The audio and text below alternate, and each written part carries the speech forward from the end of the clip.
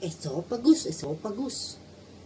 Habang tayo'y ngumunguya ng pagkain, hanggang sa paglunok, ito ay dediretso sa ating lalamunan at hindi sa sinapupunan.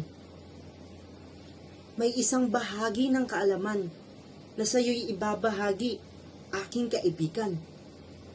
Esophagus, esophagus. Isang daan ng paglalakbay ng pagkain sa ating tiyan. Sa proseso'y walang pagkukulang. Sa bawat silakbo ng kaisipan, dapat laging tandaan na ang ating katawan may mga bahagi't gawain. Ang tiyan at esophagus sa pagkain nagtutugma, ngunit ang sinapupunan sa pagsilang yan nagmumula. Kaalaman ating palawakin. Ibaling ang atensyon sa tamang direksyon.